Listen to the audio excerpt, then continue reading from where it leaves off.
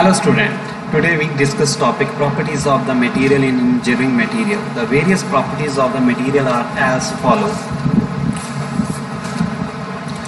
The first is the thermal properties. The thermal property, which means those properties or characteristics of material which are the function of the temperature or heat.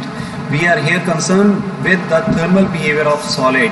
The response of the solid material to thermal change, for example increase or decrease of heat or temperature.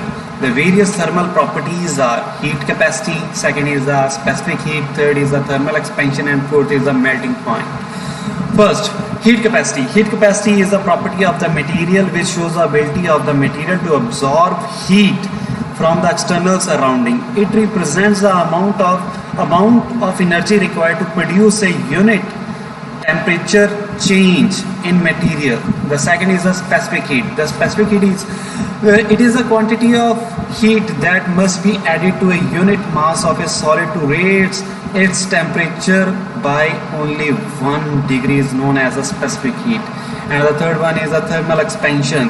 When the thermal energy is added to a material, a change in its dimensions occur. This phenomena is the thermal expansion, and the property of the material responsible for this is known as the coefficient of thermal expansion.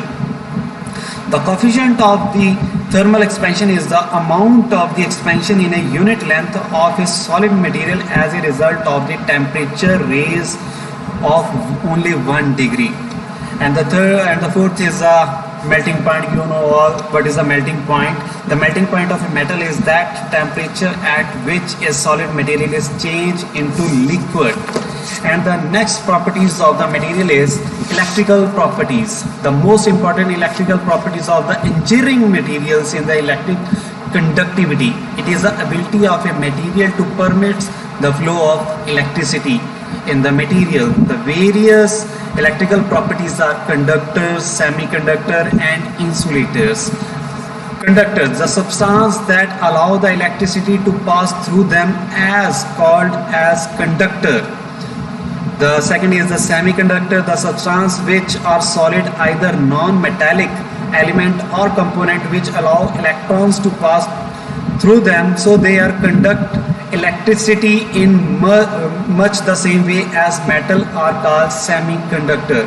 And the insulator, they are those material in which electrons did not pass through them, are known as the insulators. And the next property is the mechanical properties. Mechanical properties of the engineering material can be defined as the behavior of the material under external load.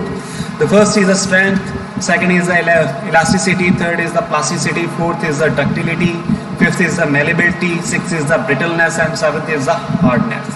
What is the strength? Strength of the material is the ability to withstand various forces to which it is subjected during to test or service. Second is the elasticity. A material is said to be perfectly elastic if the whole of the stress produced by a load disappear completely on the removal of the load. And the third is the plasticity. It is the property that enables the formation of permanent deformation in the material when we remove the load. And third is the ductility. It is the ability of the material to withstand elongation or bending. Fifth is the malleability. This is the property in which a material may be hammered or rotted into the sheets.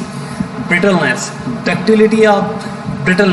Lack of ductility in a material leads to its brittleness. And the seventh is hardness. The property of a material to resist, to penetrate, is known as its hardness. And the next property is the chemical properties. The most important chemical properties from the engineering point of view is only corrosion resistance.